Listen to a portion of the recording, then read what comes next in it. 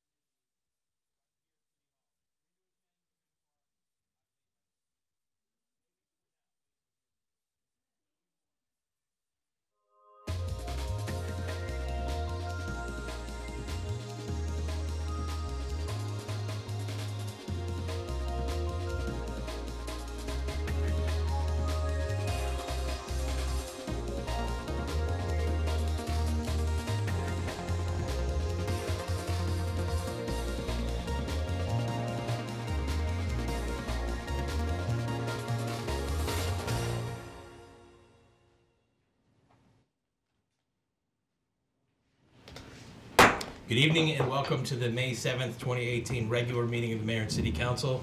First item on our agenda tonight is the Pledge of Allegiance. I'd like to invite Robert Cipollone to the podium to lead us in the pledge, if everyone can please rise. I pledge allegiance to the flag of the United States of America and to the republic for which it stands, one nation, under God, indivisible, with liberty and justice for all. Thank you, Robert. Next item on our agenda is reflection. I'd like to call for a moment of silence, please.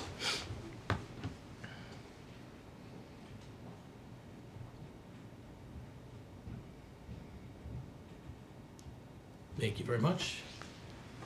Next, we have approval of minutes tonight. We have two sets of minutes to approve. First being from the regular meeting on April 16th. What's the pleasure of the council? Move approval of the minutes from April 16th. Second. All those in favor, please say aye. Aye. Any opposed? Okay, carries 5-0. Next, we have the minutes from the budget work session on April 23rd. What is the pleasure of the council? Move approval. Second. All those in favor, please say aye. Aye. Any opposed? And any abstentions? Abstention. Yeah, okay. So that carries 4-0 with one abstention, Councilmember Sales. And we're going to start a series of presentations. I'm going to invite the city manager to join me at the podium.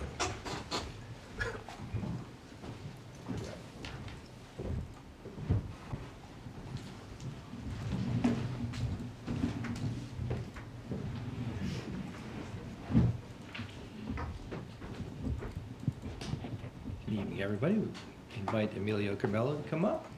Welcome. Thanks for coming out. We are here to present the quarterly recognition awards for the first quarter of 2018. The winners were nominated by their peers, and final selections were made by the Employee Recognition Committee, which is comprised of employees from each city department. Tonight, the individual award goes to Emilio Carmelo. Emilio's been with us for about 3 years, I think. Yes, sir. He is a you can tell from the yes, sir, that Emilio is a code administration officer, which is often an extremely difficult job, that you entered a lot of tense situations. He was nominated for his exemplary performance and willingness to assist others in the carrying out of his duty, but also in other departments as well. Recently, for example, Emilio provided translation services for a resident after hearing city staff struggle to communicate with her.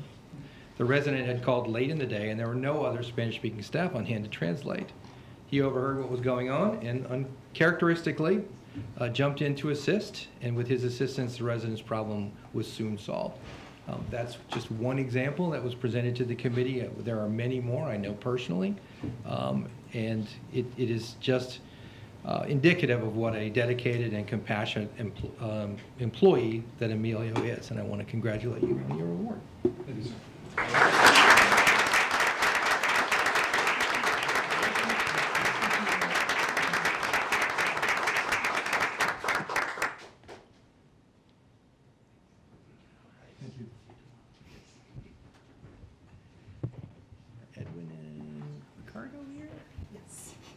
Come on up, Edwin and Ricardo. You're here somewhere. There we go. All right, guys.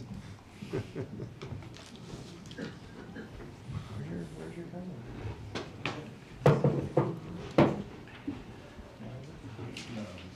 Okay. This is quite a good story.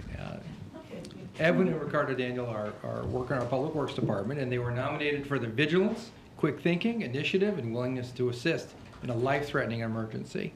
And it truly was. On February 1st, 2018, Edwin and Ricardo noticed a car stopped along Great Seneca Highway.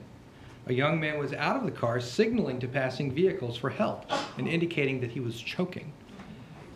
They pulled over and immediately came to his aid. They performed the Heimlich maneuver and successfully dislodged the object from the young man's throat.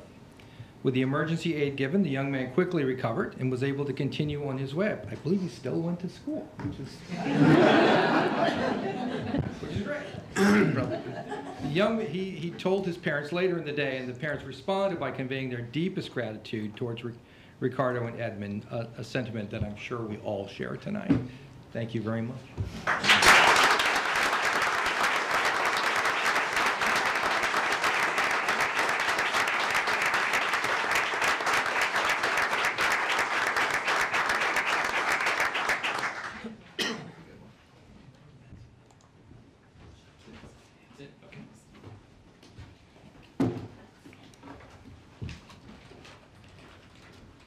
Thank you, Tony. I mean, if you think about the presence of mind that particular instance would take, we see people on the side of the road all the time. To make that judgment that this person's really in distress and really needs help, that's just an amazing story. I would like to invite Michelle Potter and Dave Ludington to join me up here. We're going to do the Mid-Atlantic Recreation and Parks Sports Alliance Good Sports Awards, and I'd like to also invite Good Sports awardees Isabel Fairbanks, Don May, and Efrain Viana.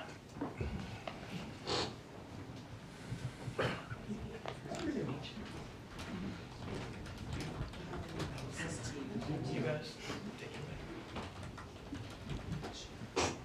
away.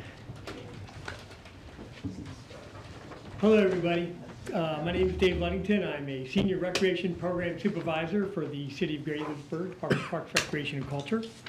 The City of Gaithersburg is an active member of the Mid-Atlantic Recreation and Park Sports Alliance. This is, whose purpose is to spread the positive aspects of sports in our communities. This group of municipal and private organizations has worked diligently to develop policies and procedures to ensure that youth sports organizations do the right thing. Part of this is the creation of the Good Sports Program, where each organization recognizes coaches, players, and administrators who have made a difference in their communities doing the right thing. City of Gaithersburg also has a youth sports program, whose sole purpose is to provide the opportunity for residents of the city and to have their children participate in sports, gaining its many benefits. In order to make these programs available to the widest constituency, we make every attempt to keep the cost at a minimum. This is both financial and by time. We cannot do this without the contributions of our volunteer coaches. These individuals have contributed over 16,000 hours to their community in 2017. Each year we recognize one of these coaches as a representation of all of them in order to give our appreciation to their service. Now, our department has a philosophy that encourages each child to participate in a different sport each season to develop a well-rounded athlete. And this philosophy has seriously been put to the test in the last several years due to the sport of volleyball. We now have leagues in 3 or 4 seasons, and we have summer camps and clinics in volleyball. All this is due to citizen demand. Don May has been part of that growth. For the past 15 years, he has coached in 22 of those seasons. In several seasons, he stepped up to coach multiple teams at different age groups when other coaches could not be found. He started with one daughter, then followed up with the second. Then after that daughter aged out, a neighbor asked him to coach his daughter's team. Then she went on to play high school, but her friend stayed on the team. And then we always come up with teams where we cannot find a coach. And he would just say, fine, give him to me, I'll take it. He's had up to 3 teams in one season. And he does been doing this over and over every season for many years. He teaches respect, responsibility, and fairness to all of his players, and it reflects on how they continue to live their lives both on and off the court. And I think he's going to be with us a while, because I think he's got a grandson there who's like 4.5 and already knows how to spike the ball. So we think we got our grips into him. Yes, it is. His commitment to our community is beyond reproach. The city of Gaithersburg is privileged to have Don May in our coaching ranks, and we are very proud to recognize him as our 2017 Good Sports Coach of the Year.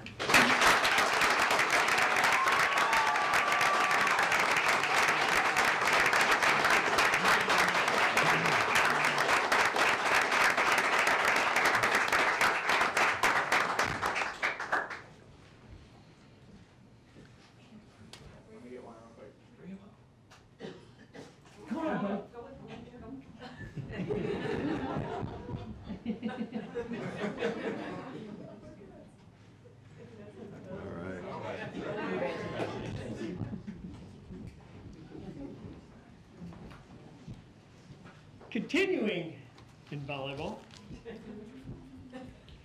Miss Isabel Fairbanks. She loves volleyball. She's played it in our city leagues for 9 years. She started in 4th grade with her dad as a coach.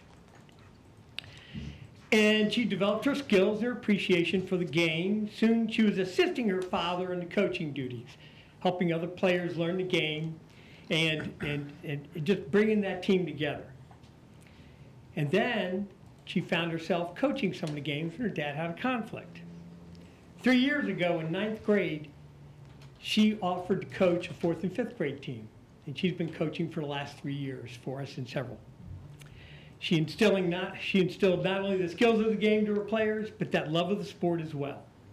Last year, she decided to expand, and she added officiating to the resume of volleyball. We needed officials, and she said, I can do that. She's known for her patience and instruction while officiating the game. You get the 4th and 5th graders, it's more instruction than officiating. Her coach for the last 3 years has been Jack Ward, and he's the one who nominated her. And he could not say enough. It went on. But to summarize, he stated that Izzy is a player you want on your team. She supports and encourages everyone on the court. She's an unselfish player who works hard to involve everyone on her team. And at a relatively young age, she's already made an effort to give back to her sport. Tonight, we give a small token of our appreciation for all that you've given to our community. The city of Gaithersburg is proud to recognize Ms. Isabel Issy Fairbanks as our 2017 Good Sports Player of the Year.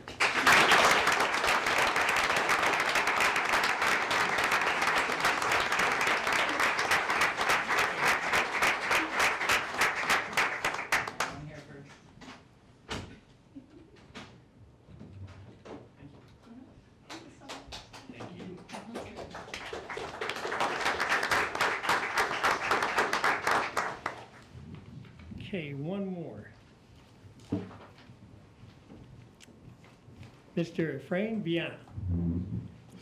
The city is honored to recognize Mr. Efrain Viana as our 2017 recipient of the Good Sports Award as an administrator and for his work in sports in our community. Mr. Viana is a recreation program supervisor for Identity Incorporated. His position, like many in our industry, is to create opportunities for youth and teens to participate in sports. He's a professional colleague of mine. And he faces the same challenges many of us face in getting our programs together.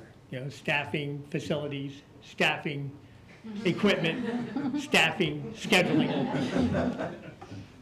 However, for his targeted population, participation in sport may be the outlet that leads the youth away from a risk-filled and possibly short-lived life. His passion for his work is evident by the hours he puts in attempting to attract more youth into his programs. One such program, Soccer for Change, has provided an avenue to reach hundreds of youth and enable both Mr. Viana and his staff the chance to expose them to a more rewarding and fulfilling life. I wish to point out that our City Youth Services team placed a team in each of the boys and girls high school division of Soccer for Change, and they are the reigning champions. Just kind of put that in there. This program has made an impact on the lives of many of our youth in our community, yet it is only one of the programs that Mr. Viana supervises. Not only does he supervise all these programs, he also coaches some of the teams. One of his players described his experience with Coach Ephraim as life-changing, stating that he was lost at school, making poor decisions when Coach Ephraim recruited him for a soccer team. He got a chance to play soccer. But the team was more about playing soccer. Coach Ephraim and the other staff at Identity pushed him to work hard at school, to raise his expectations and understand the consequences of failure. To quote Mr. Lemus, "I wonder where kids like me, who don't have their mothers and fathers here, would be without people like Coach Ephraim. Thanks to him and Identity, I am where I am." Mr. Lemus graduated high school and attended Washington Adventist University on a full scholarship. All right. Mr. Viana is a role model, not only to those in his immediate community, but to everyone who believes that one person can make a difference. The City of Gaithersburg is proud to recognize Mr. Ephraim Viana as our 2017 Good Sports Administrator of the Year. Thank you.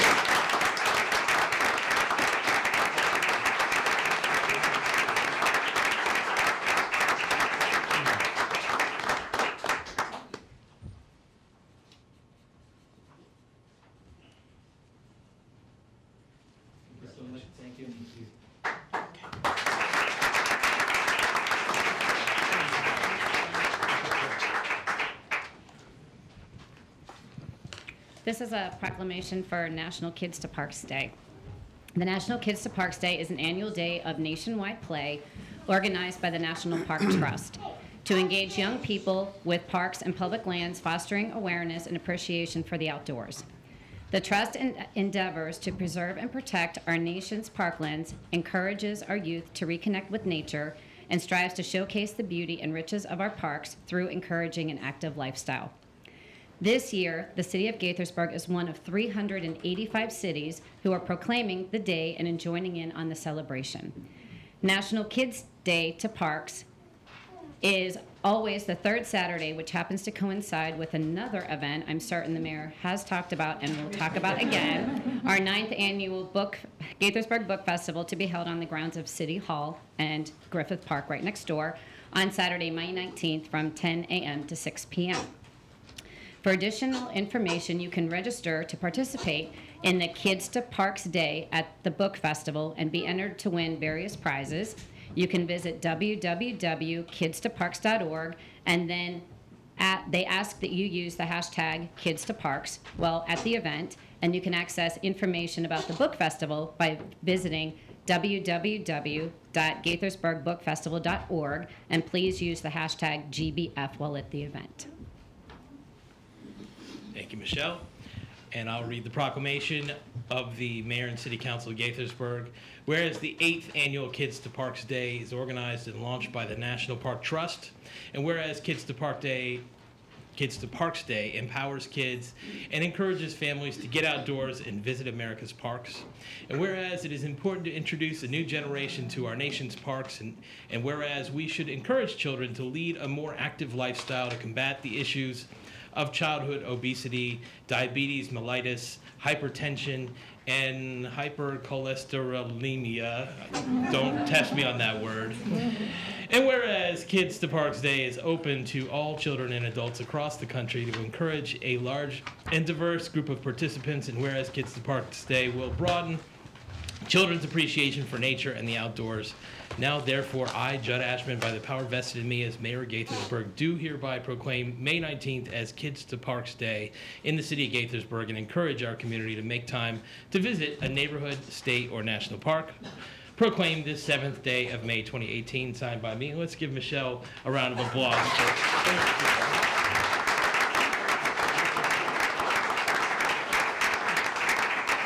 So a representative of the National Park Trust is not able to be with us tonight. Their headquarters is in Rockville, Maryland, but I brought Buddy Bison, their mascot, to receive the proclamation for the photo. All right, let's do this. Gotta get Buddy Bison. They do social media. All right, that's a first.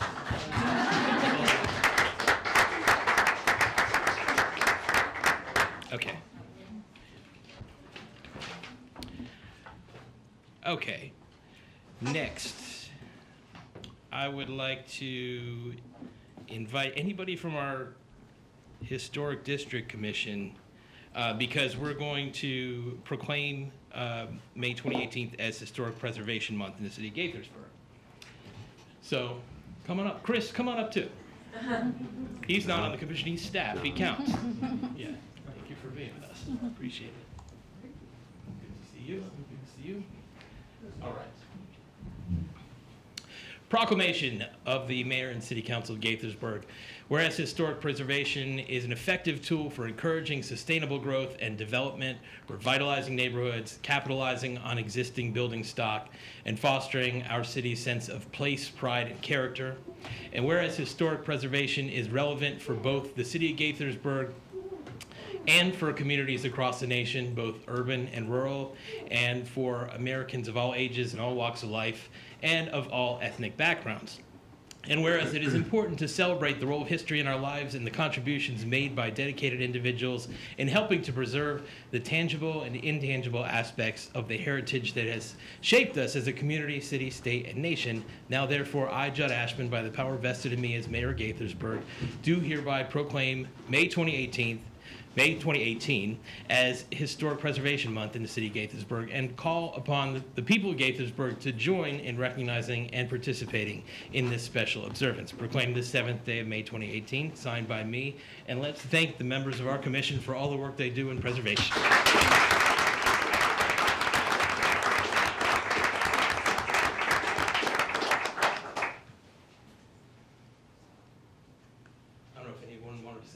No, other than thank you for being so serious about preserving the treasures of the city. All right, we'll take that.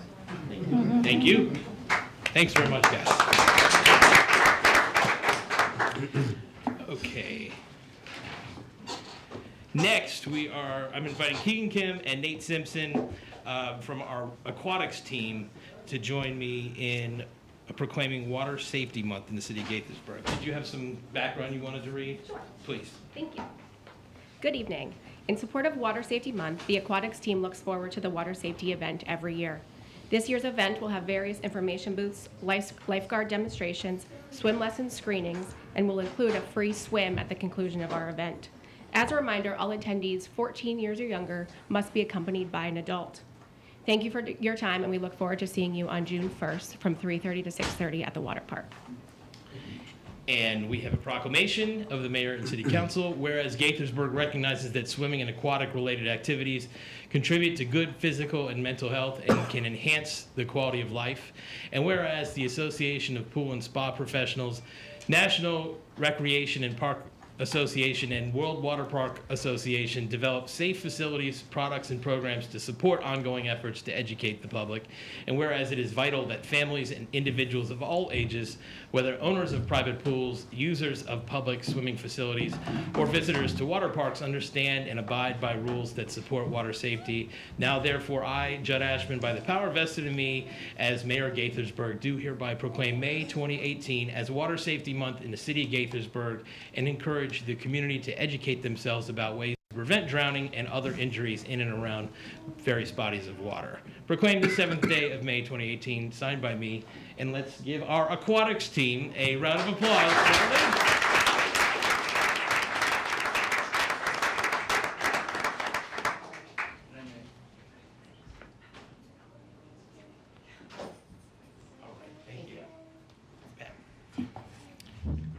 As you see, we're doing a lot of proclaiming tonight. It's not always this many proclamations, just so you know.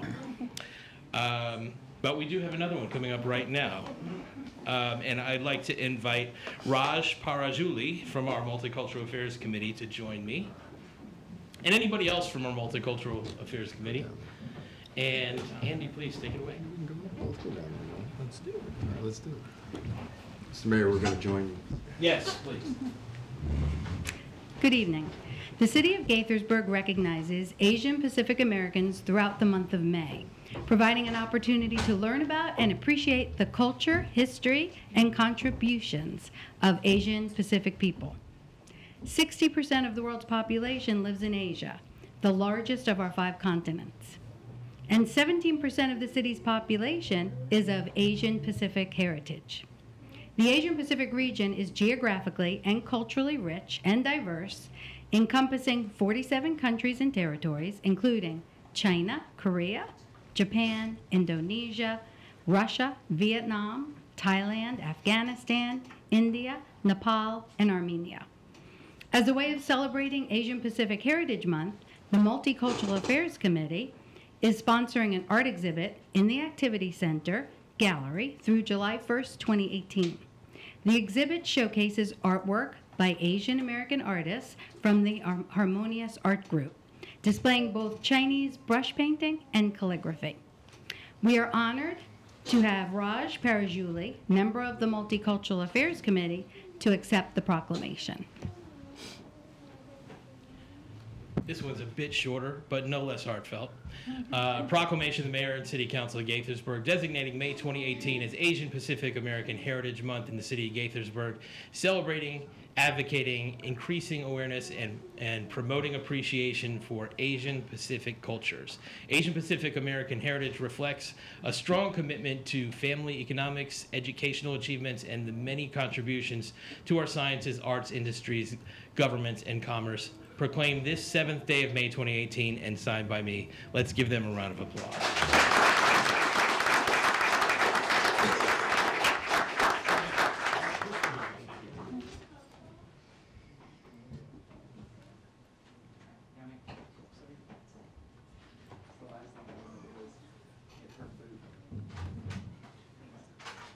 Thank you, guys. Yes.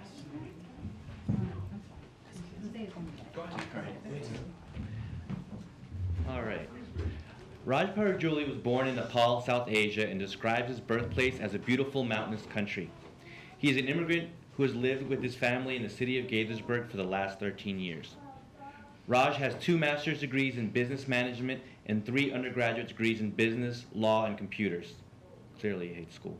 He worked for the Maryland state government for a couple of years and currently works for the federal government at the Environmental Protection Agency in Washington, D.C. as an accountant. Raj has been a volunteer committee member of the Multicultural Affairs Committee in Gaithersburg since 2017. He has also served as a volunteer member of the Gaithersburg Fire Department. Raj truly enjoys helping the community and believes that a small contribution can make a difference in people's lives.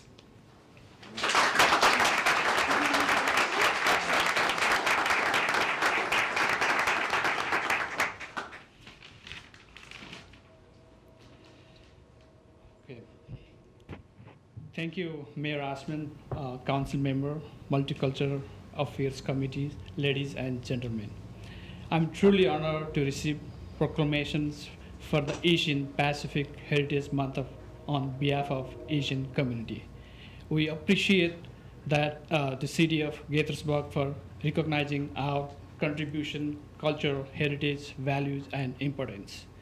Just last month during the Diversity Showcase Lake First Mall, where the Asian community performed different cultural dances and displayed different arts like Chinese calligraphy and henna tattoos. I want to thank our Multicultural Affairs Committee for creating and facilitating such a great platform where all diverse communities can participate, celebrate, enjoy, and share their culture to the city. Is the fastest growing community in Gaithersburg. I hope we can continue working together into the future to maintain the riches and diversity of this city. Once again, thank you for everyone.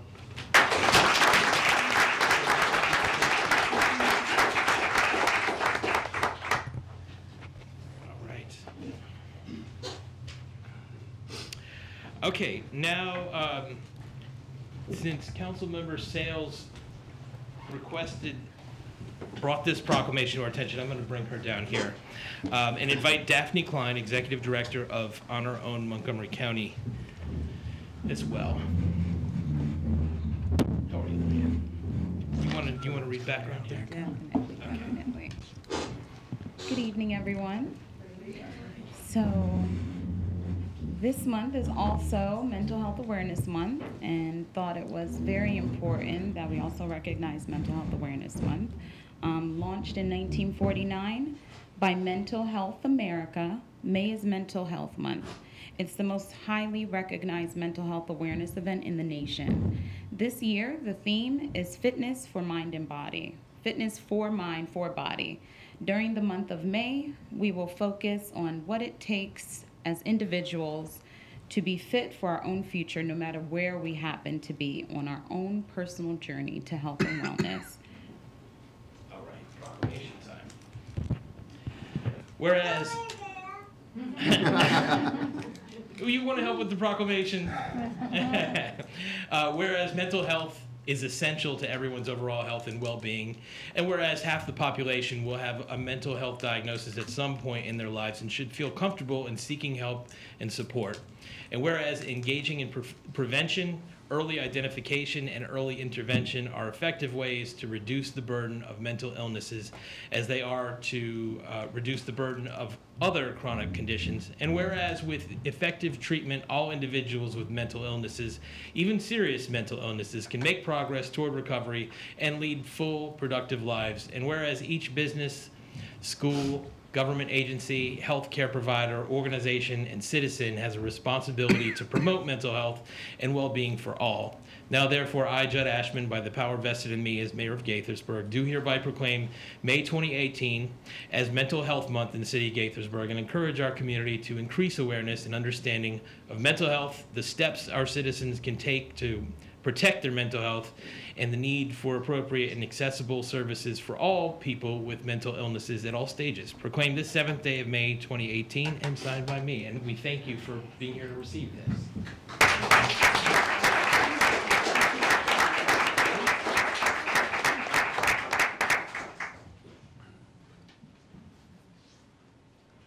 We can take sort of a preliminary picture and then the full picture.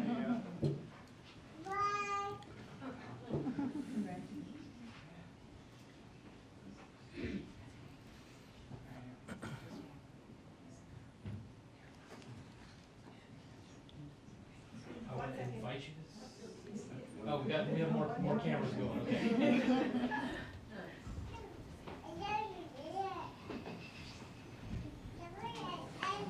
Good. Okay. Thank you. All right. Would you like to see it?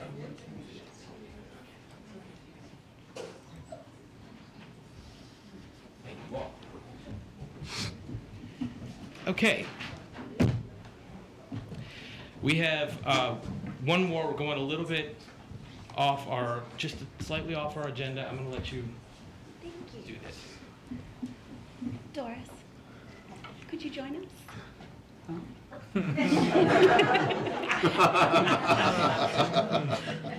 In 1984 and in 1994, Presidents Ronald Reagan and Bill Clinton respectively signed proclamations officially declaring Municipal Clerks Week the first full week of May, recognizing the essential role that municipal clerks play in local government. Although it is one of the oldest positions in local government, few people realize the vital services municipal and deputy city clerks perform for their community. Their primary function is to serve as the foundation for the elected body. Duties include, but are not limited to, preparing agendas, taking minutes, maintaining ordinance and resolution files, keeping the municipality's historical records, and serving as the clearinghouse for information about local government. Doris Stokes began employment with the city in 1996 as an administrative assistant, performing clerk duties, and was promoted to municipal clerk in 2009. You were a teenager then, right? This past year, Doris took the lead in the selection process and implementation of a new meeting management system, played a vital role in the coordination of a regional Maryland Municipal League-sponsored Open Meetings Act training held in Gaithersburg in September, and served as vice president of the Maryland Municipal Clerks Association, where she took leadership role in organizing this year's IIMC Region 2 conference. Doris is committed to her professional development and goes well beyond her duties to help the city's elected officials and staff, as well as the public. The city is lucky to have such a hardworking and dedicated person serving as its municipal clerk. All right. And by the way, this is Michelle Betancourt. She is part of our clerk team as well, so she takes part in this as well. So, proclamation of the Mayor and City Council of Gaithersburg. Whereas the office of the municipal clerk, a vital part of local government that exists throughout the world, provides the professional link between the citizens, the local governing bodies, and agencies of government at other levels. And whereas municipal clerks have pledged to be mindful of their neutrality and impartiality, rendering equal service to all, and serving as the information center on functions of government and community. And whereas municipal clerks continually strive to improve the administration of the affairs of the Office of Municipal Clerk through participation in education programs, seminars, workshops, and the annual meetings of their state, provincial, county, and international professional organizations. And whereas it is most appropriate that we recognize the importance of the office of the municipal clerk, now therefore I, Judd Ashman, by the power vested in me as mayor of Gaithersburg, do hereby proclaim the week of May 6th through May 12th, 2018 as Municipal Clerks Week in the city of Gaithersburg, and further extend appreciation to our municipal clerk, Doris Stokes, and Michelle Betancourt, who she did not include here, but she deserves to be included, and to all municipal clerks for the vital services they perform and their exemplary dedication to the communities they represent. Proclaim this 7th day of May 2018 and signed by me. We love you guys.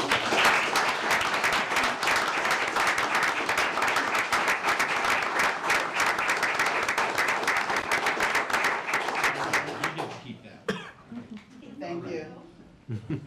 You don't want to say a few words? I'm good.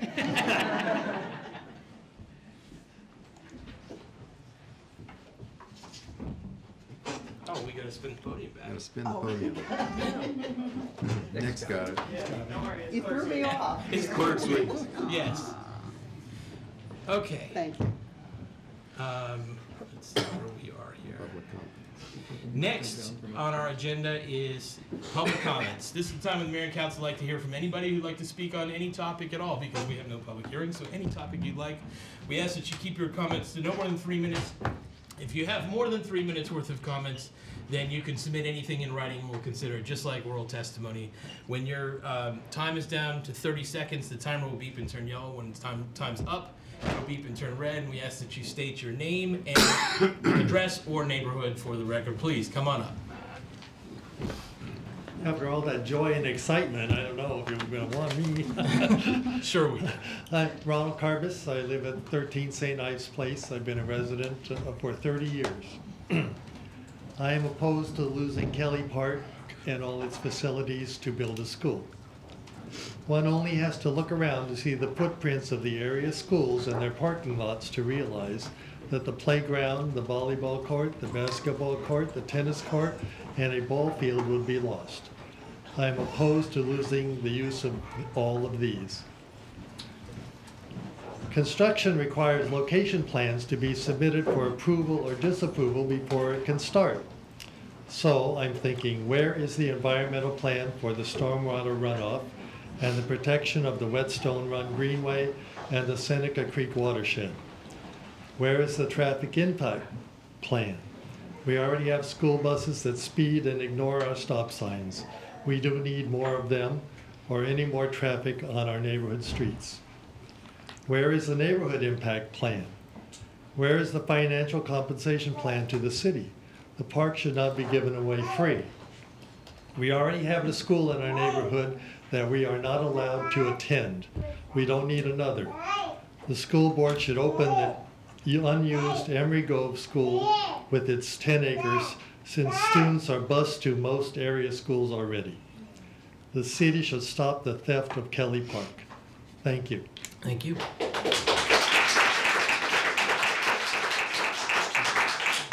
Who'd like to be the next speaker? You guys could come line up. My name is Robert Chaponi. I live in Saybrook. I don't have prepared comments, but I find it ironic that you've declared Kids to Parks Day in the city of Gaithersburg, but don't care enough about Kelly Park, obviously. And I find it ironic that during Mental Health Month, the people of Saybrook have been called hysterical for their objection to building a school at Kelly Park.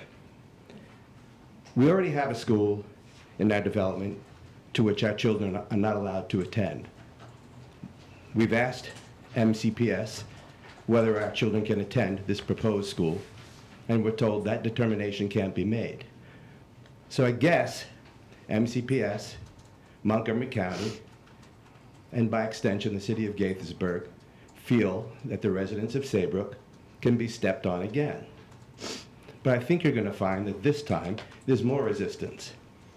We ask the city to do everything that you can to stand up to Montgomery County, stand up to MCPS, save our park, and find another place in Gaithersburg for the school. When new developments are built in the city of Gaithersburg, apparently you don't give any consideration to where the children in those developments are going to go. Why aren't schools made part of those plans so that builders take part of the responsibility for establishing schools? Don't take away our park. It's the only park in this area. Thank you.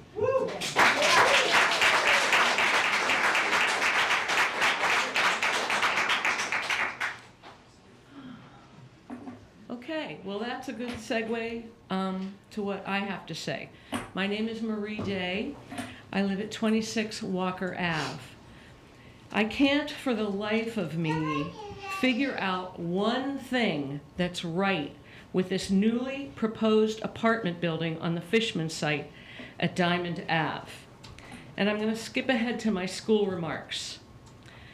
A memo was sent to the mayor and council on July 2017 stating that this project complies with APFO for Summit Hall Elementary School, and I have it right here. But I'm confused because the building is well within the boundaries of Gaithersburg Elementary School. In fact, it's right across the street. How are these kids going to Summit Hall? As it is, my beloved Gaithersburg Elementary School is collapsing under the weight of 845 students with a capacity of 771. There are currently 11 portables at that school. 82% of these students receive farms. Will this building enhance the economic diversity of Gaithersburg Elementary School or further burden it? If the children in this building are in fact crossing the railroad tracks and 355 to get to Summit Hall, their statistics are worse. How can you possibly say that this building will not have a detrimental impact on either one of these schools? Who is the target renter? The plan is to build this Titanic ship, not a pinnacle of luxury and opulence, but with, quote, modestly sized units, 109 of them, in a 6-story building on Diamond Ave, with a 132-car parking structure in the middle of our little town. Hello? Am I to believe that jamming a few hundred people into the center of our town will not have an adverse impact? Across the street, Archstone voluntarily, with public input, built wide sidewalks, lovely landscaping, and fountains. A pool house fitting within the charrette of 2004. Is this builder being asked for art, landscaping, and wide sidewalks? Will we be promised first floor retail again and told again, oops, just kidding? Will we be promised no more affordable housing only to be told again, just kidding, with no accountability from the city planners or the city council? Is my time up? Yeah, it is. I have another paragraph. You want to hear it? No, we Okay. just submit it to us in writing. All right. We got a lot of people here. Thank you. Thank you. Yeah, we do.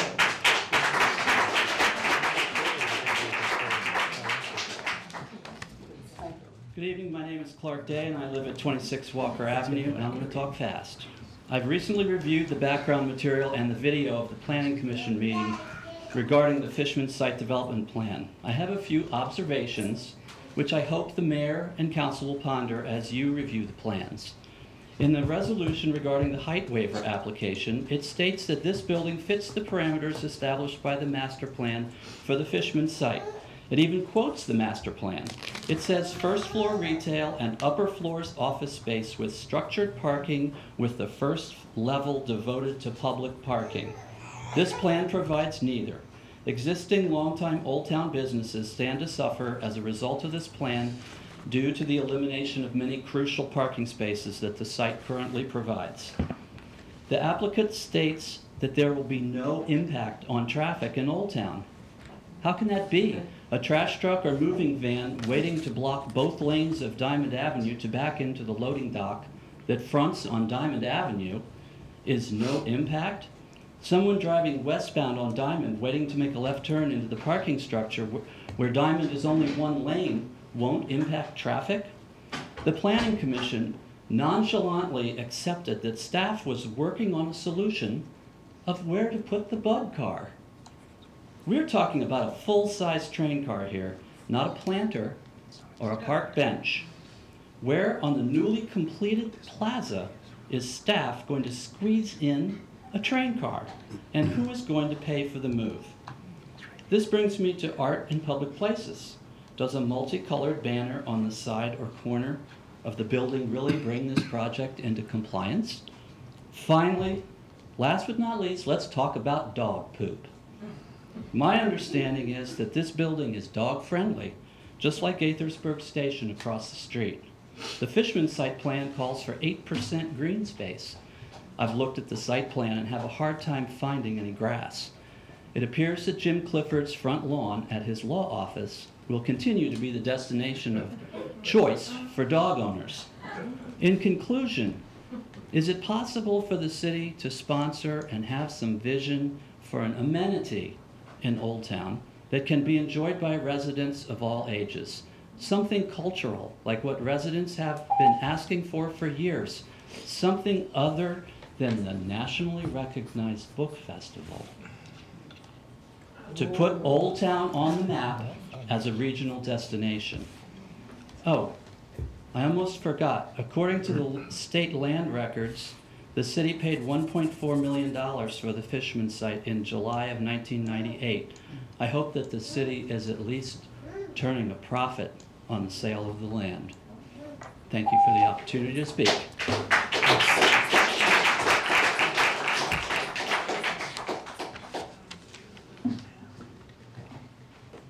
Good evening, Mayor Ashman and members of the City Council. My name is Claudia Quiñones. I am undocumented, temporarily protected under the DACA program. I serve as the Maryland and DC Field Director for United We Dream. United We Dream is the largest immigrant youth-led organization with over 400,000 members nationwide and 6,000 members alone in DC and Maryland, which 300 are immigrant youth in the Gaithersburg area.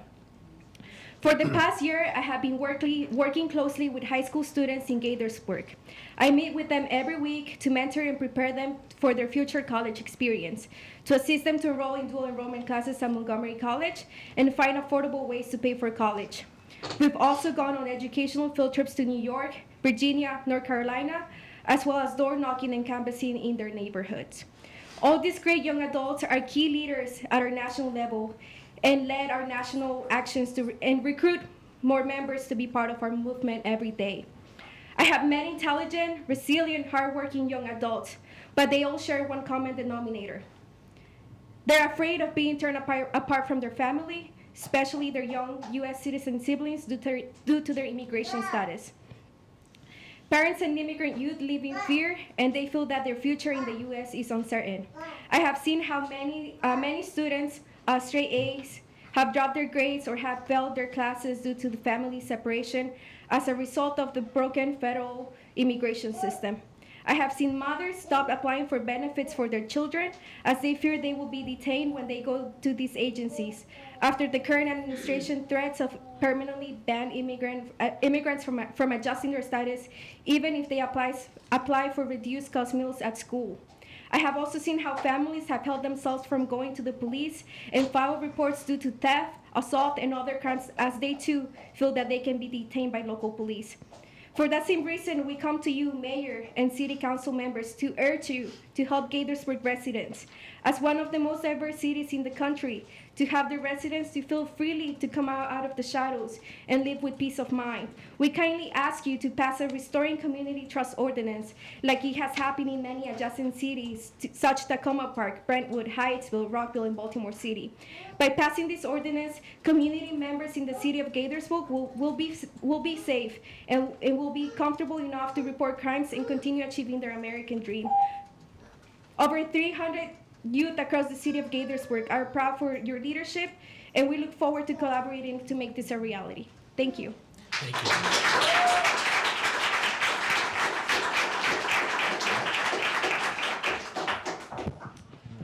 My name's Ed Richley. I'm at I live at 14 Walker Avenue. I want to talk about this Fishman site plan.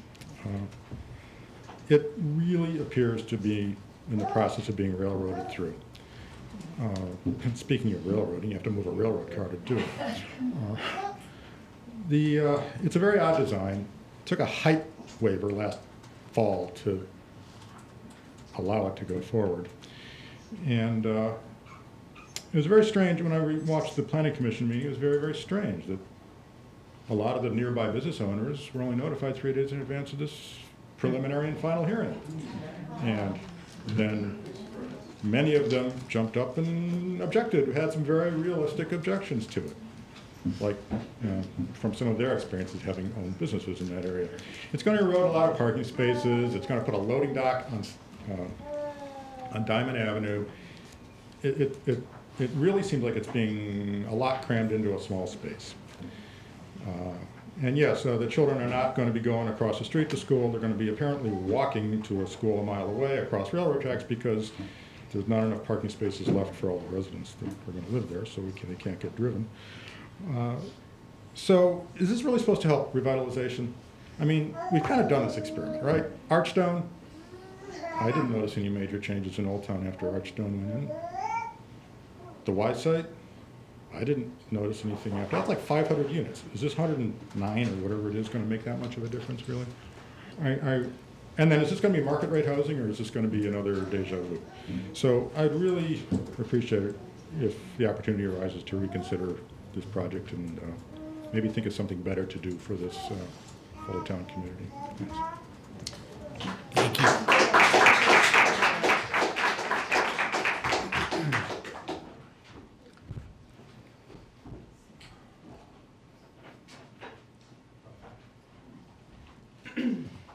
Before we go on, could we ask people who have the children to keep them quiet so we can hear?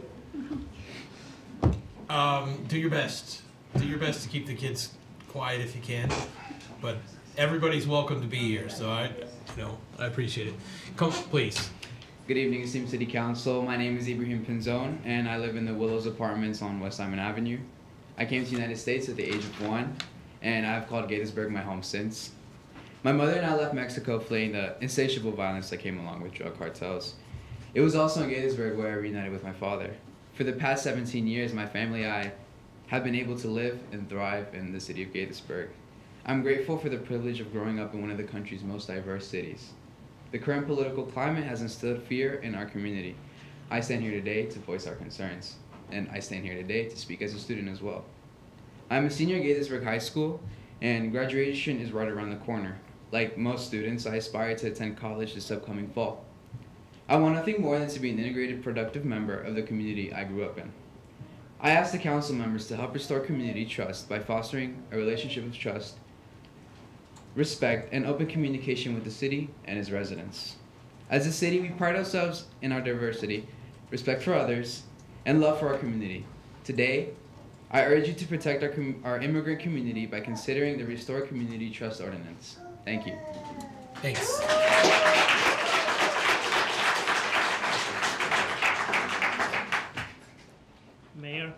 council members. My name is Matthias Graf.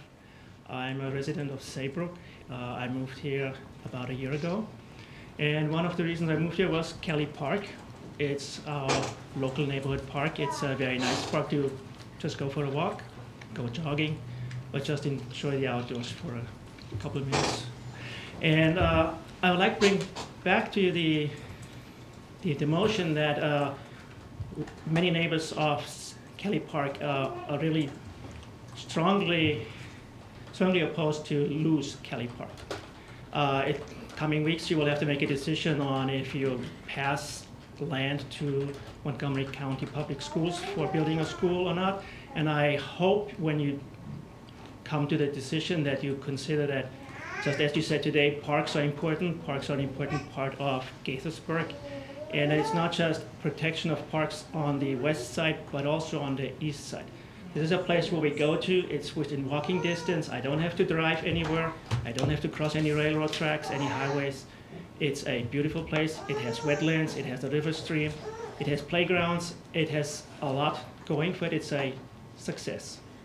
And building a school that would house on the order of 1,000 people with the students and staff, it's hard to see that there's much left than maybe a couple of ball fields. I hope you will consider this when you make your decisions in the coming weeks. And to that, I would say save Kelly Park. Thank you. Thank you.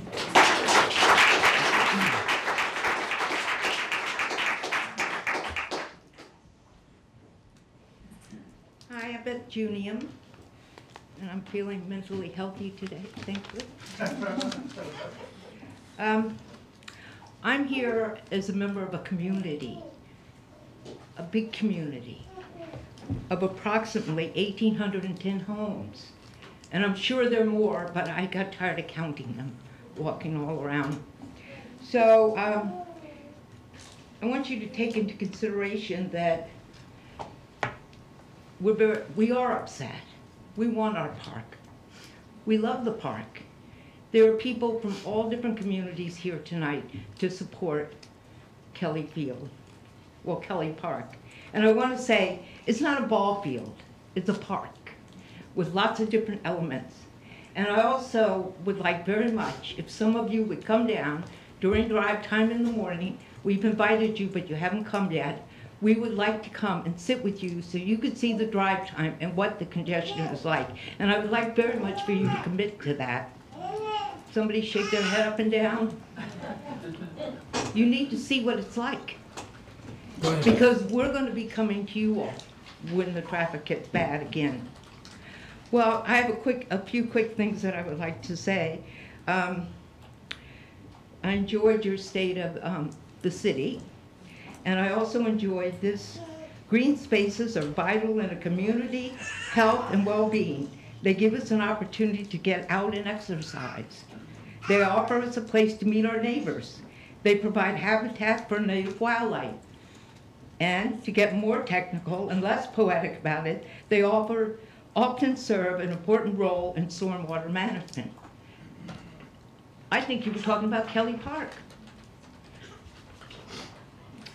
I read this today and it kind of upset me on Wikipedia.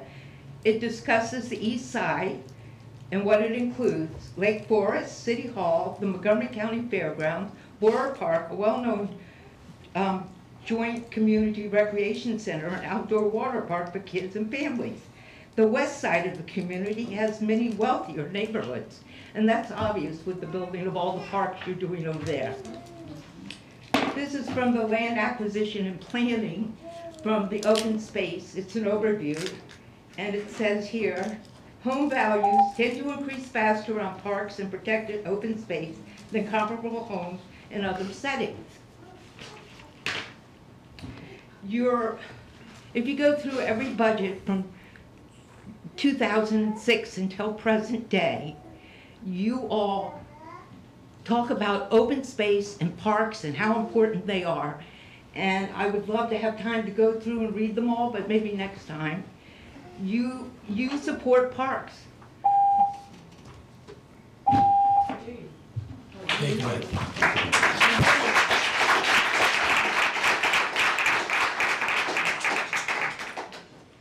Hello, I'm Christine Rumney. I live in Saybrook. I live on Victory Farm, and I can tell you and have told you about all the traffic problems there.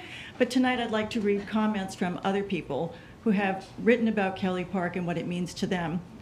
The first one is from a gentleman who wrote, "Kelly Park is an extremely rare resource which makes Gaithersburg a friendly and accommodating location for families.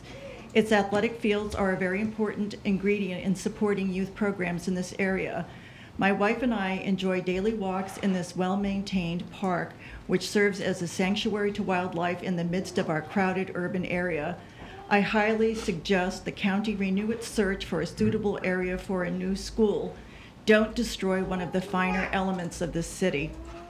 And from another gentleman, "I have always assumed that any petition that I sign or objection I raise will be ignored. I am a cynic with much experience.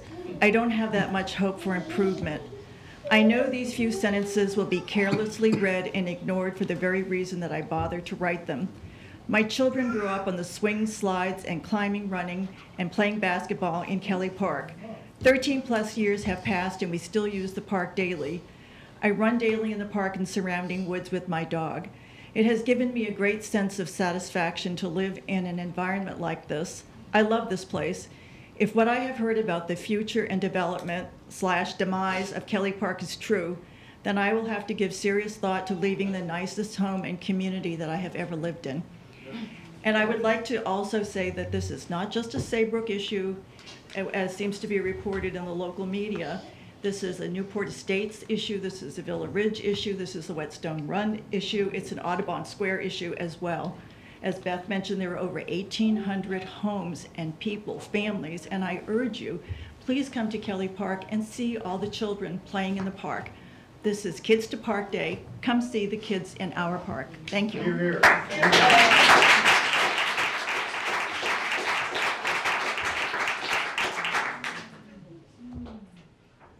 Good evening. My name is Felipe. I'm a student at Gaithersburg High School, and I live in 410 Girard Street. So I moved from Mexico. I moved from Mexico to the United States 2 years ago. Having lost several family members to the increasing violence, my family and I left our home, fleeing Mexico violence, drug cartels. We're refugees in Gaithersburg, diversity and welcoming community that made us feeling at home right away. With the current political climate, I fear that one day either my parents or I could be deported, leaving us with a distracting fear toward law enforcement officials. I ask the city of Gaithersburg to continue being a thriving, welcoming community by helping us restore community trust in law enforcement officials. Thank you. Thank you.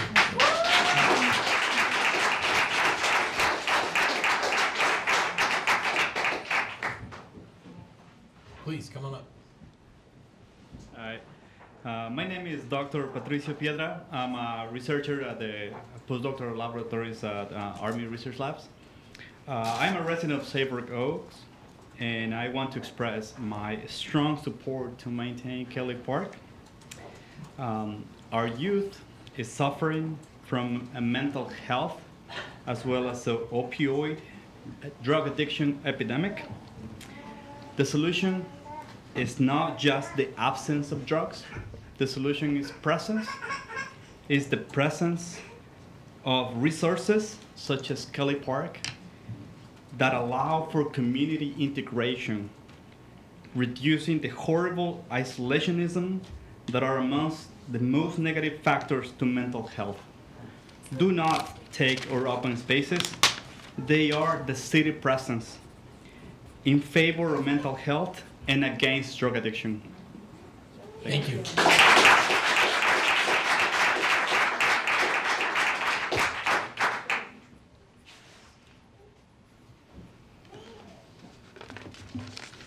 Buenas tardes, Good evening, Welcome. alcalde y miembros del consejo. Mayor and members of the council.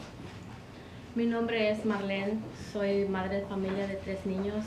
My name is Marlene, and I am a mother of 3 kids. Uno va a elemental y el otro va a la secundaria. One goes to elementary school and the other one goes to high school.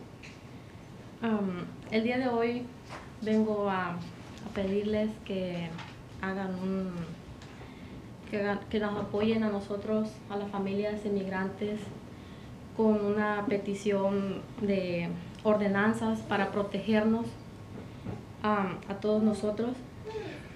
Today I come here to ask you to support to us, the immigrant families, to pass an ordinance to protect us, to all of us. Nosotros venimos de México por una situación que se está viviendo en diferentes países, a un lugar que no quiero regresar, a llevar a mis hijos a una violencia que está a todo lo que da. We come from Mexico. It's a very difficult situation over there. We really don't see a way of going back there, and we just want to seek safety for our families. Sí, para esta ordenanza significa para nosotros poder salir tranquilos, mandar a nuestros hijos a la escuela, que ellos vayan tranquilos, nosotros poder ir a la policía, a poner una orden, no sé. This ordinance means to us being able to just walk around with our kids, be safe, be able to talk to the police and not be afraid. Como padres de familia les pido que se pongan la mano en el corazón para que ustedes apoyen con estas ordenanzas y nos puedan proteger como familia que estamos aquí de inmigrantes. As parents yourselves, I ask you to put your hands in your heart and think about your families and think about our immigrant families as well. Okay, that's all. Thank you. That's all. Thank you so much. Thank you.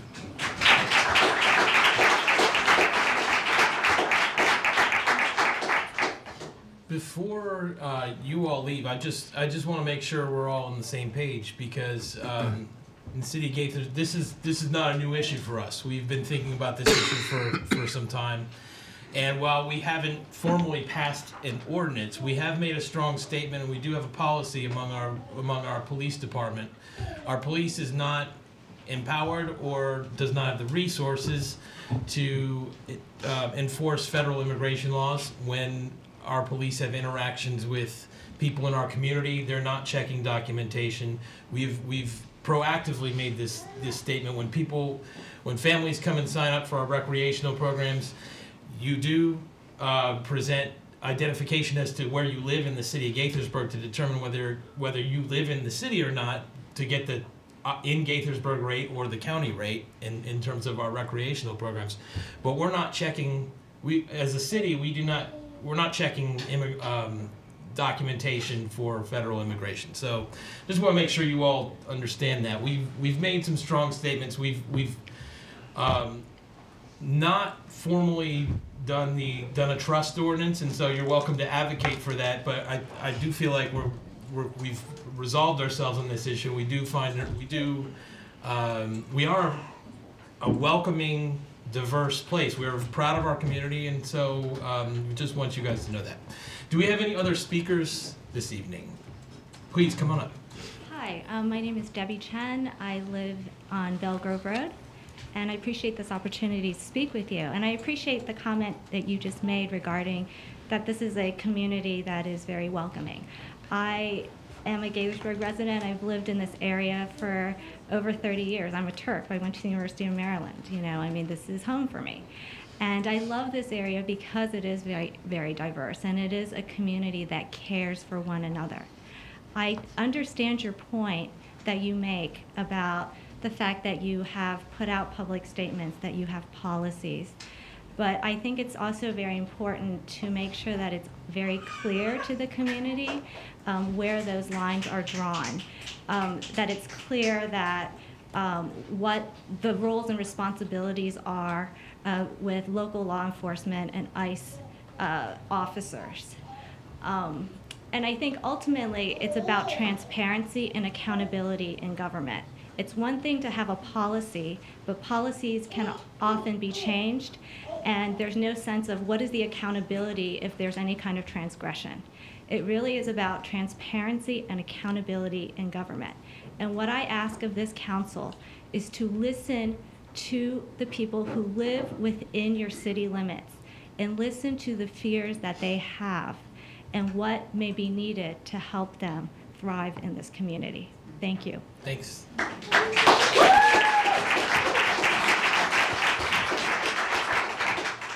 Hi, Doug Hill. I live at 16807 Chestnut Street. I've been here before, and I wanted to give you some clues to the reasons why these students are here. Have the courage to do the right thing. Be tolerant of differences. Do what you're supposed to do. Be open-minded and listen to others. Be compassionate and show you care. Do your share to make your school and your community better. If those don't sound familiar to you, you've been teaching them to the students here for the last 20 years as the 6 pillars of character: trustworthy, respect, responsibility, fairness, caring, and citizenship. I think since you've all seen the various cities in the state of Maryland who have passed by Gaithersburg, the most diverse city in the United States, with a legal representation, not just a policy, I think it's time that the council actively consider a trust act. In the process of doing that, you're going to unite a community that is in need of that kind of legislation. It's not about policy, it's not about a possible compliance only by the police, but by the entire government in Gaithersburg. And that's a part of what people are hoping you do and why they're here tonight. I'm proud to be here with these students. This is the future. This is exactly what you've wanted and talked about for the last 20 years. It's time to actually do what you've been telling them to respond to what they do. That's really what's important. Thank you. Thank you.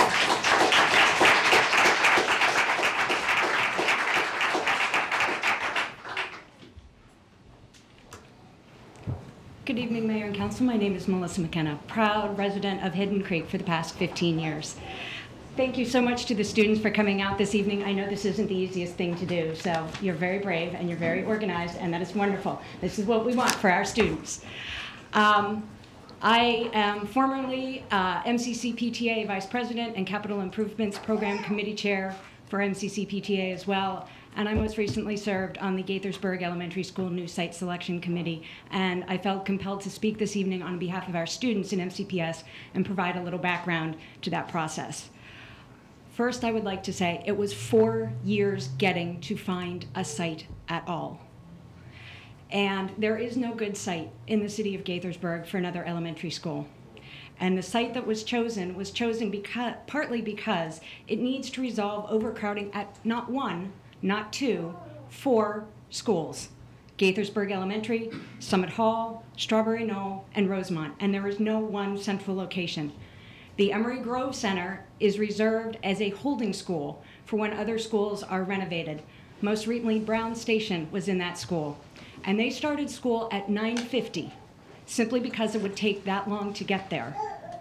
What I would like to say is that as part of the boundary process, and I have been working with the PTAs and with MCPS, as I have done for many years previously as part of my CIP responsibilities, is working with them to make sure that when MCPS opens the boundary process, that they are going to include the middle schools as well, since Saybrook was not fully considered for when Forest Oak opened.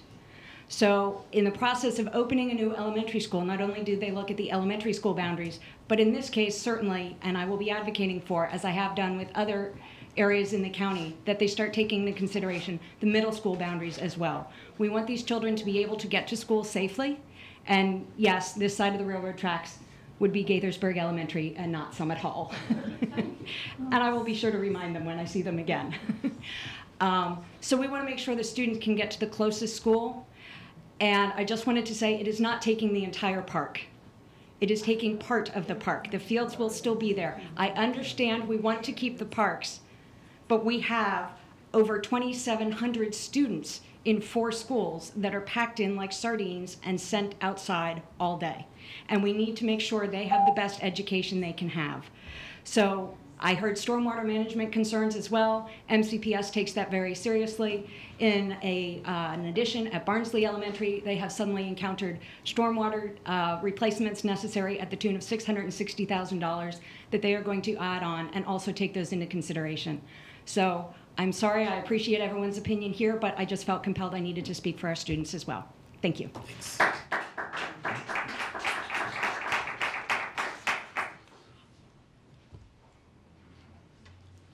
my name's Debbie. I live near Kelly Park.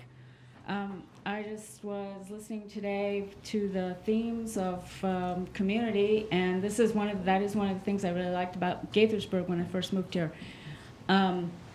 I'm wondering if all the city council members have been to Kelly Park, and you go by there at 5 or 6 o'clock or on the weekends.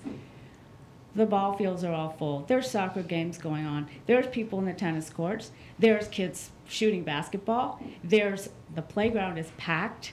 There's people hanging out, walking dogs, pushing strollers.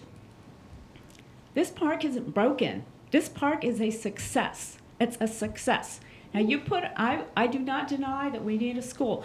The site selection committee looked at 7 sites. For unknown reasons, it was not described well enough in the site selection plan that we all read. What was wrong with those other sites? I'm not convinced that there was anything wrong with all those other sites. Right. I'm just asking, it's not like this is the only place. It's just kind of puzzling why the public school seems to think this is the best place. It's not the best place. It's a park, it's a successful park, it's a community park, and to put a big school in there, okay, yeah, there'll be a little bit of space for us to move around still, but it's going to change the entire character. And so I'm just asking you again, please consider pushing the public schools to find a better site. They have 6 other sites that are, at least one other. The WSSC site is a close second, and for many reasons, mainly because it is not already a successful city park. I think that would be the better site, and I hope that the council will protect our park. Thank you. Thanks.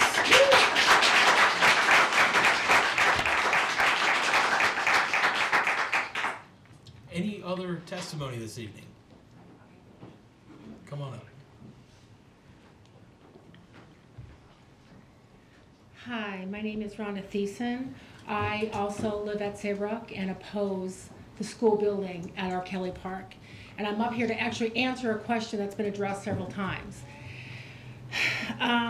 Mr. Mayor, you wrote a letter to our HOA president when you said that there are lots of misinformation and, frankly, hysteria on the issue. I'm here to actually provide some information. You also say in your letter that we will be able to use the park at all times, and I quote, at all times. And I'm here to tell you that MCPS policy absolutely will prohibit that from happening. There are security issues. This is not Lakeland's. Lakeland's, the school's on a hill, the park is way over there. It's totally different. You reference that. It's a shared park, just like Lakeland's. It's not. You are building a 3-story school and taking a lot of capacity in that area, and there has to be security for the children. There has to be security for the children, and MCPS absolutely will not allow us to be on that park at all times. So that, Mr. Mayor, I'm sorry, is misinformation that you yourself provided, okay? The other thing is what makes this an attractive site to MCPS comes down to their boundaries and their clusters. And that is all political. There are schools in Montgomery County, elementary schools that have 300 students. North Potomac, okay? There's other schools brought up to that. Then you have Gaithersburg Elementary, and like our whole cluster that we have going on in Gaithersburg, we're stuffed to the max of students. Let's spread them out. There are communities right next to these schools that have 300 elementary students, and we have to do a boundary study. We have to throw out some kids and put them out and not suck them back in. And now I hear that we're going to have like another community, we're going to have another building with more kids. I don't understand. I don't understand the logic. And from what the communication that has been happening from your office to Saybrook, I still don't get it. Thank you.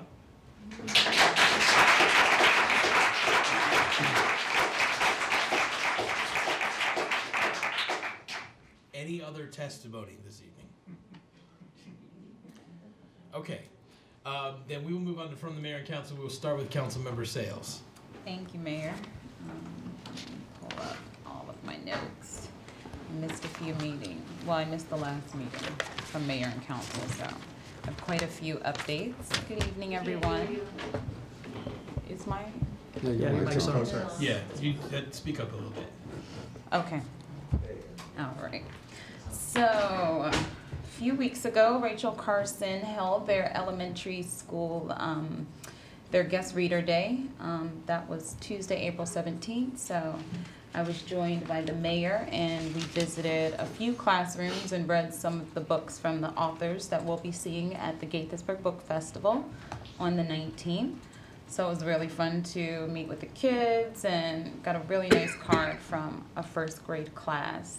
So thank you again for inviting us, and we're gonna come to any elementary school and come and read to the kids if you invite us. So we also had the Wells Robertson annual fundraiser, the Shimmy Shake and Shop, to support the programs and services to reduce addiction and homelessness in the city of Gaithersburg. So lots of support for the residents of Wells Robertson House. The Trojan family, it's good to see so many Gaithersburg High School students here. Trojan Pride is on the rise.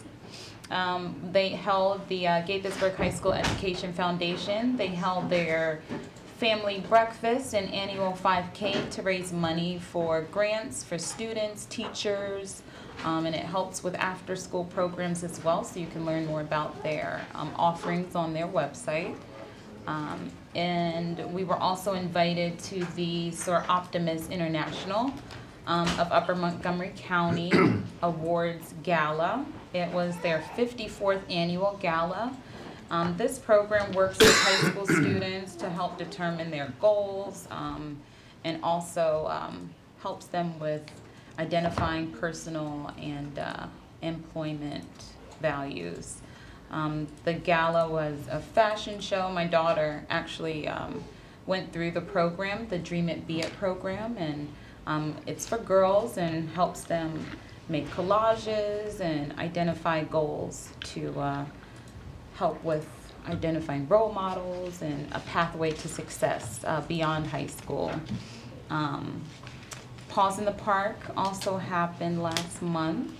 It was co-hosted by the City of Gaithersburg in partnership with the Montgomery County Humane Society. We had an excellent turnout, tons of vendors. So if you have any four-legged friends, be sure to join us next year. Brian joined me along with my babies, Max and Bella, our rescues.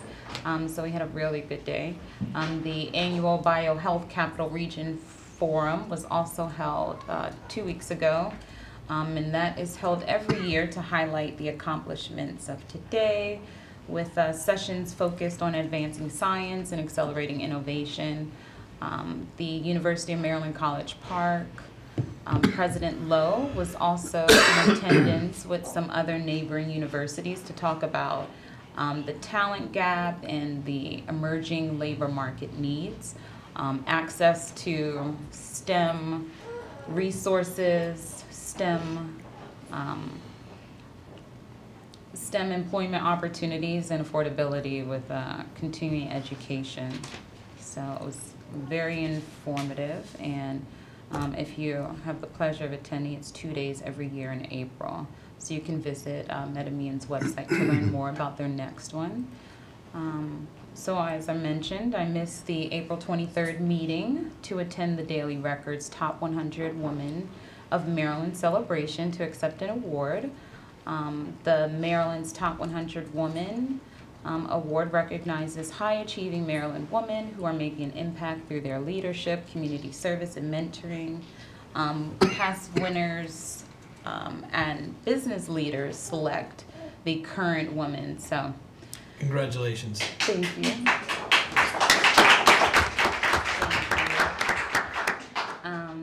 After that, we attended a bill signing with our rock star Ryan, who really killed it this year in Annapolis. We celebrated the passage of MML's priority legislation, but I'll let him give more detail. We were actually there as our governor was taking pictures with the Humane Society, and as they were finishing their pictures, he invited everyone to join him on the at the governor's mansion for pictures and to let the dogs walk around. So, good day all around for all of our municipalities in the city of Gaithersburg. CCACC, the Chinese Culture and Community Center, we just recognize them for all the amazing work they do across the community to better engage residents, seniors, with tons of programs and activities. We had a Breaking Egg Rolls luncheon with them, so it was fun to join them and get a tour of their center. They're continuing to expand, so you can learn more about them at their website. Celebrated Earth Day last month at the Quince Orchard Color School to plant trees with the money branch. Weeded out the stormwater management sites.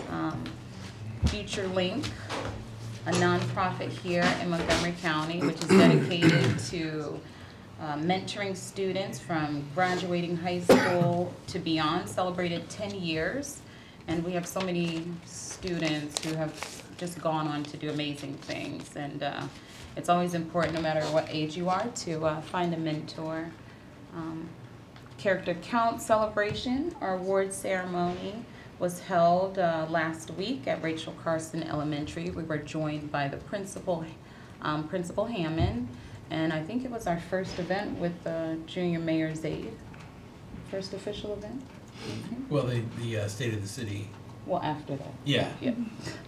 So after his swearing in. Okay. Last week we attended the Montgomery County Coalition for the Homeless Gala. They recognize public safety officers and first responders.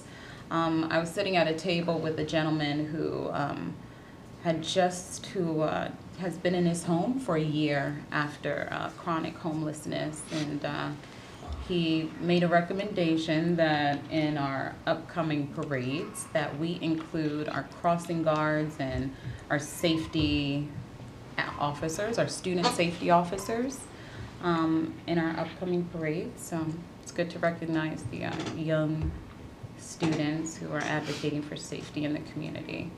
This month is also Asian Pacific American Heritage Month, as we recognized. And I had the pleasure of attending the CCACC event where First Lady Yumi Hogan came and showed off some of her art exhibitions, and they're going to have a formal statewide recognition later on this month. The NAACP held their annual Freedom Fund dinner yesterday, and most of our colleagues were in attendance. It was a really great evening. They also recognized Montgomery County's first responders. I am the liaison from the committee to the Senior Advisory Committee. It's also Older Americans Month, and so we celebrated seniors with an active aging expo at Bower Park. We had a really great turnout, tons of vendors. We're realizing that transportation continues to be a challenge for most of our seniors. So we're always looking for new ways to ensure our seniors can not only age in place, but also be mobile as they age in place. Congratulations again to our staff, community leaders, volunteers, and student athletes for their community involvement. And before I close, I just want to recognize Lisa Ely, who I called up earlier during the proclamation of the Mental Health Award.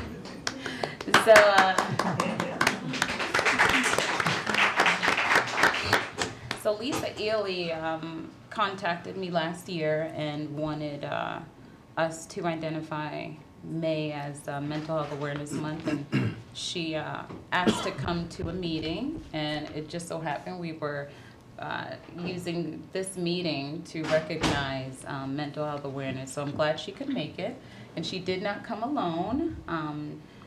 Lisa is a member of the dynamic sorority of Zeta Phi Beta Women's Sorority. My husband is Sigma, and that's the fraternal organization to the sister organization of Zeta Phi Beta Sorority Incorporated, Eta Pi Zeta chapter. They have proudly served the residents of Montgomery County for over 44 years. In Gaithersburg, they've served dinner to residents of the Wells Robertson House, sorted food donations at the Manna Food Center, and provided scholarships to area high school seniors. We look forward to many more service opportunities in Gaithersburg and look forward to working with their chapter and their members. So thank you, ladies, for coming out this evening. Hope you had fun at your first meeting. That's it, Mayor. Thank you. All right, Neil. Are you sure you're done? You sure? All right, so I'm going to be very brief. I'm sure you'll be grateful. We'll wait and see. We, among the many other events that weren't on the list that was held in the city this week was a technology transfer event at the National Institute of Standards and Technology, which was also attended by the governor and both senators from our state. The goal being to take technology that's being developed at taxpayer expense by the government and bring it into the commercial world for the benefit of entrepreneurs. It's a great idea that potentially Gaithersburg and our county could be the center of, because there's over 50 national laboratories in the state of Maryland. We have NIST, we have NIH, we have the National Cancer Institute, and so on and so on. So great opportunity there. We attended the grand opening of the 99 Ranch Market on the former Sports Authority site. It was an unbelievable event, jam-packed. In fact, it was so busy that I couldn't actually get in, and I tried going back 2 times and couldn't get into the parking lot. Finally, I made it back in on Sunday and did all my produce shopping there. It was quite impressive, kind of like Wegmans with an Asian flair to it. So very cool to have in the neighborhood. I want to congratulate the mayor and the staff on the State of the City event. It was really spectacular, as always.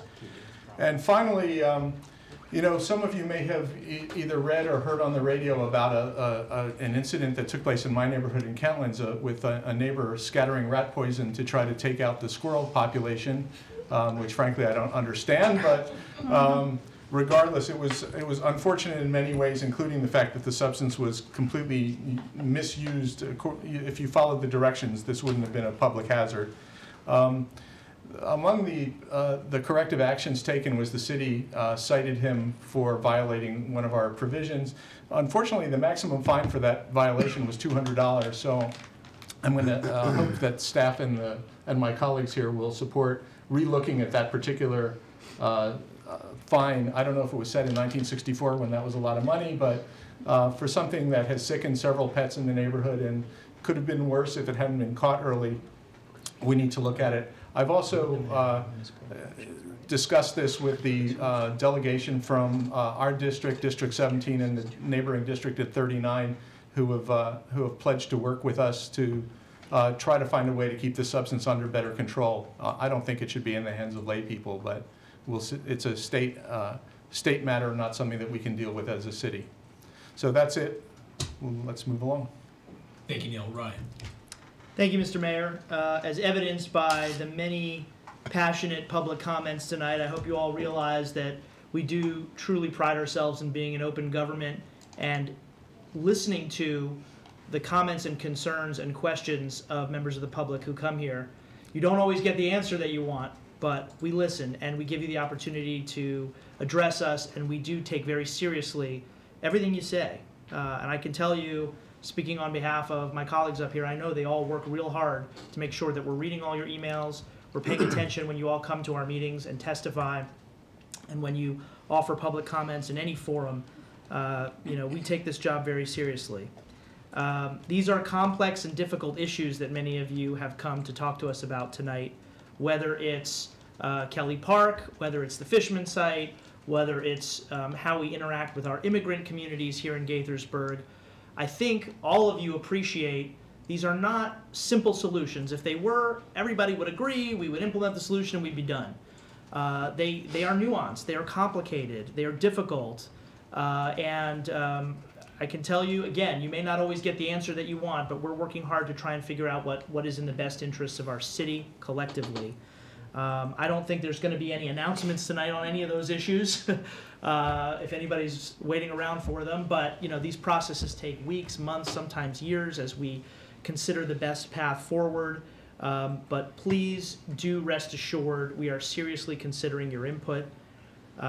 It's really tough when you have a wide variety of priorities and you're trying to figure out how to balance them. And when it comes to things like schools and open space and parks and public health and traffic and education and all these different issues, we can't make everybody happy all the time. So I just want to put that out there, but I want to say thank you very much to all of you who took the time out of your lives and your busy days to come here and share with us what you feel passionately about your own communities.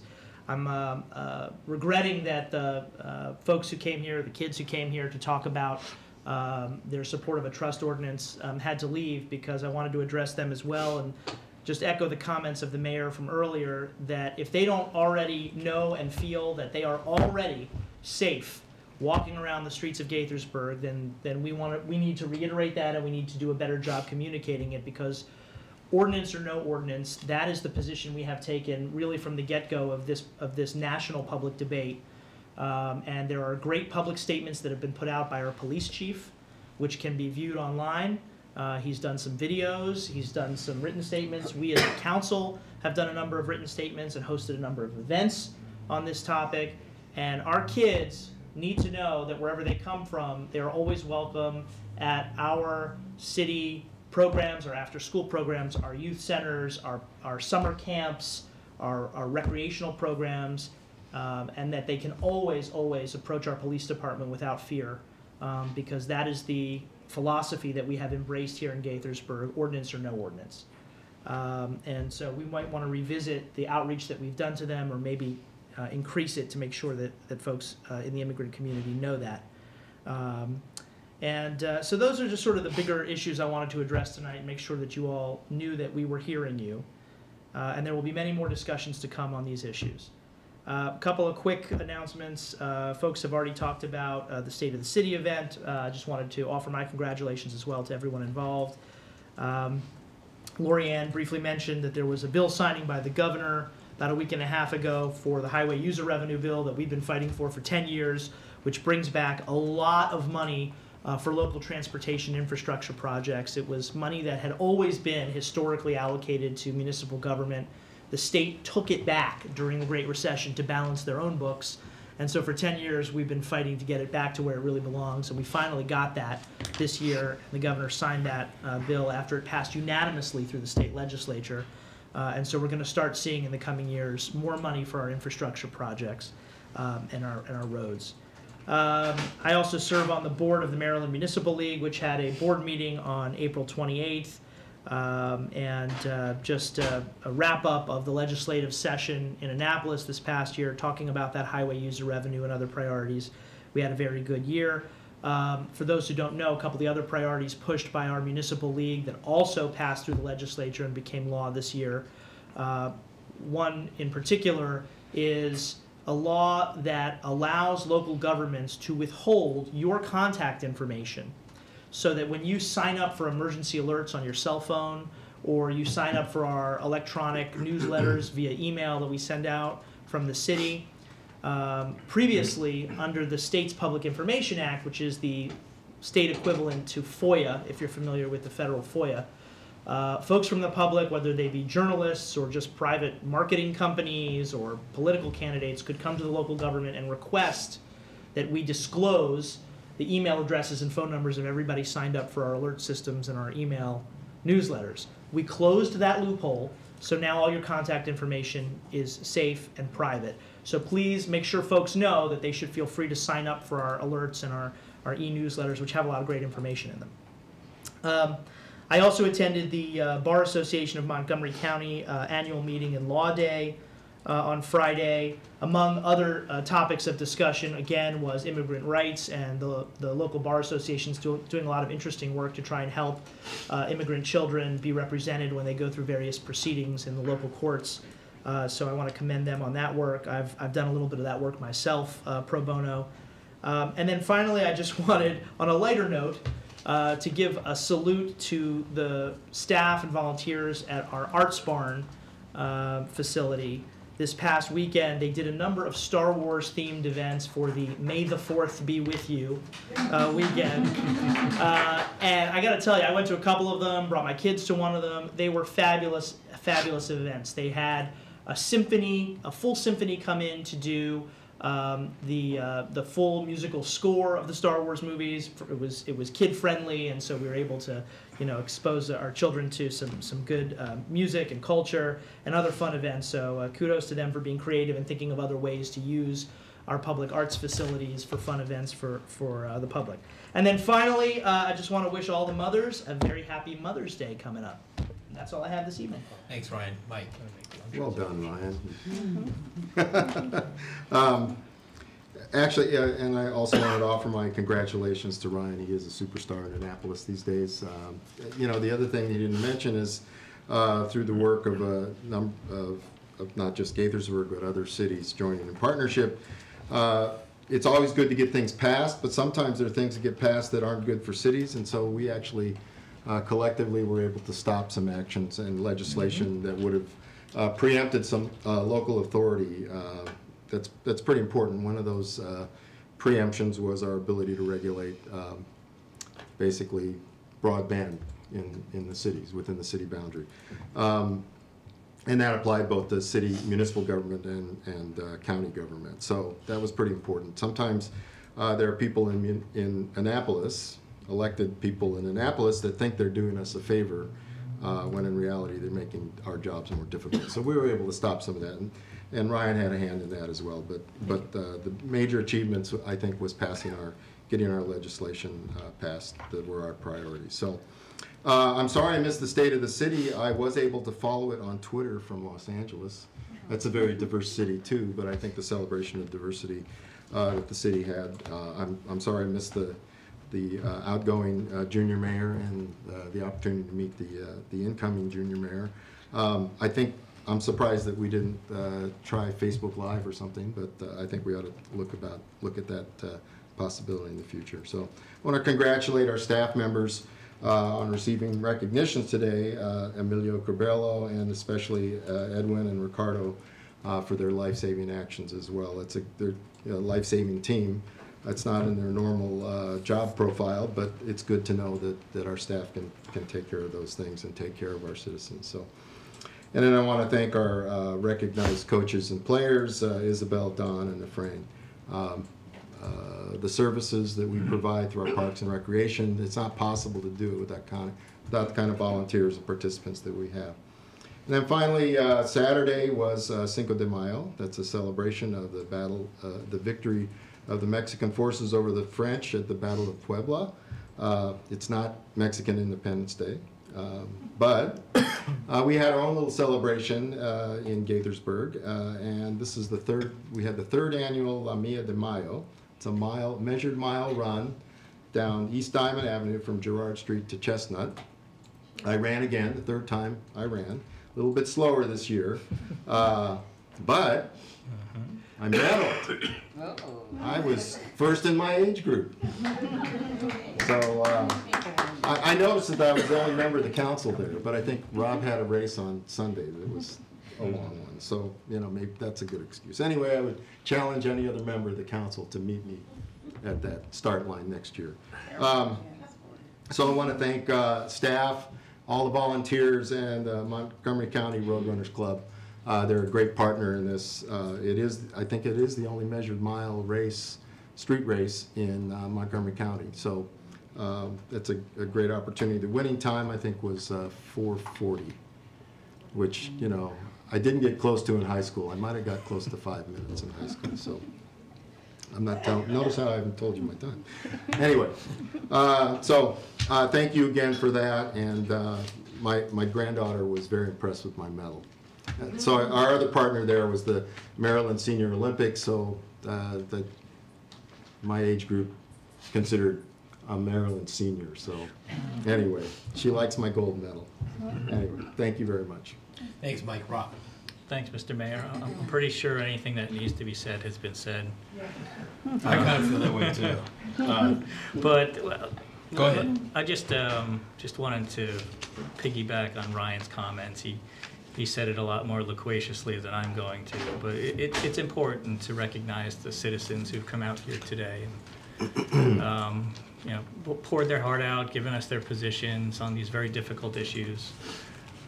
And you know, I see everything that goes on here and how seriously all the testimony, whether it's in writing or whether you actually come down here today or any day, it's listened to and it gets considered seriously. And so one comment kind of just wanted to highlight. I think there was a comment about railroading or pushing something through very quickly, and I heard some applause for that. And I just wanted to say that that's kind of been an issue that the city has been trying to address since probably before I've gotten here, but I've seen all of my colleagues talking about it and staff reacting to it, is trying to get information out there, trying to engage the public well in advance so that you know what's going on, and so that you do have the opportunity to provide comment, you do have the opportunity to have your voices be heard well before it's too late for something. So if we're failing in that, and it's not intentional, and we need to improve, and we need folks to step forward and tell us that so we can think of new ways to reach out to you so that we can better serve you. Thanks, Mr. Mayor. Thanks, Rob. You know, I agree with both Ryan's and Rob's statements. It is, as I say before the meeting, for those of you watching, I said it before this meeting. It's always, we do this pretty much every Monday night. In almost all of our meetings, there's an opportunity for people from the public to participate. It's important that when you guys do take the time to come and tell us what's on your mind, your opinions on things, it is important and it is considered and it is appreciated, even if it's difficult. I feel like I took a beating tonight, but it's helpful and it's appreciated. Anybody who knows me at all has seen me talk about the book festival for months, as I do every year leading up to the third Saturday in May. It is coming up May 19th. You can find all information about the book festival at Gaithersburgbookfestival.org. It is free to attend and free to park. And we hope that you'll come and invite friends and family because it's amazing. Just going to have an amazing set of, you know, we sort of treat it like it's one event, but it really is like, we have 140 something authors this year. It's like 80 something events over an 8-hour period is what it is. It's just an amazing undertaking. And it's meant to suit all tastes and all age groups. And so come on out and bring family and friends and you won't be disappointed. On to a formal announcement. We will not have a work session next week. The next regular session of the Mayor and Council will be Monday, May 21st, right here, 7:30 p.m. at City Hall, and I will move on from the City Manager. Thanks, Mayor. Just one item. You know, you've dealt with some controversy tonight, and this one's just a little bit challenging, and that's the Quince Orchard Boulevard cycle project. We've been working assiduously on it.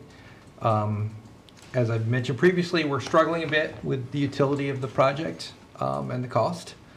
And we've been working through various alternatives. But as we do that, it just appears that the order of operations may be a little bit off because we have the parallel issue that's already been started of the road code. We feel like the road code obviously going to be a very powerful policy document for you. And as we work through it, you're going to have to answer some difficult questions, specifically about parking, removing parking. You heard at the last council in the communities, for example, the West Deer Park issue. You know, I think if we could get some closure on the road code, it would really give us a leg up on bringing you the alternatives on Quince Orchard Boulevard. Road code's already underway, so it shouldn't be that long. But I think we're not asking tonight, but we're very close to asking whether we could get through the road code before bringing you the alternatives for Quince Orchard Boulevard. If that makes the most sense, then let's do that. We're still working on it, but that's likely what we're going to come back and ask you for. Okay. So just so you know. Okay. That's my only issue. Next, we'll move on to economic development. Mr. Tom Lonigan. Good evening, Mayor. Try to keep my comments brief. Last week, Sharon Disk and I had the pleasure of representing the city at the state's Economic Development Association conference in Cambridge. A lot to talk about there. I won't bore you with all the details, but one of the highlights I did want to mention was an afternoon roundtable session with all of the state's secretaries for each of the departments, and each of us were given face-to-face time with that secretary to talk about local issues. And again, I won't go through all of them one by one, but I did want to mention that we kind of split duties, and Sharon was able to spend considerable time with Secretary Holt from DHCD, Housing and Community Development, where we learned quite a bit more about the Opportunity Zone program, not Enterprise Zone, for which we await an answer from the state on our redesignation, but a new designation called Opportunity Zone, which may be coming to Old Town and the Lake Forest Mall area. More to come on that. And I did want to mention a positive conversation that I had with Secretary Gill from Commerce. I had brought up the shortage of lab space. I think you're all well aware, I bring it up all too frequently, about our very low vacancy rate here in Gaithersburg. Very little lab space left to support growing and relocating companies to the city. The city has in the past supported financially landlords looking to reinvest in space. The state does not currently have any programs that support real estate investment. We've talked about how critical this is, and the Commerce Secretary did suggest that leadership and advocacy, both from our own dais as well as from the county executive, would be critical in advancing that at the state level. So I look forward to working with everyone over the next few months to see if we can get something through the next session. Secondly, and finally, speaking of the Arts Barn, I did want to mention that the Governor's Office of Small Minority and Women Business Affairs did reach out to us recently about their Ready, Sell, Grow Procurement Connections workshop. These workshops attempt to connect small minority and women businesses with various state agencies and procurement opportunities for them. They're looking for a site here in Montgomery County for sometime in September. We are showing them the Arts Barn on Wednesday, and wish us luck. Good. That's all I got. Great. Thanks very much, Tom. From the city attorney. Anything from any other staff? Okay, not seeing anything. Trying to think what's coming up next. Is the book festival the next thing? I think it might be. Okay. We All don't right. have a meeting between now and because we don't have a work session next week either. We don't? Yeah. Okay, so hopefully we see all of you and all of your friends and neighbors at the book festival on May 19th. And until next time, let's do great things, Gaithersburg. We are adjourned.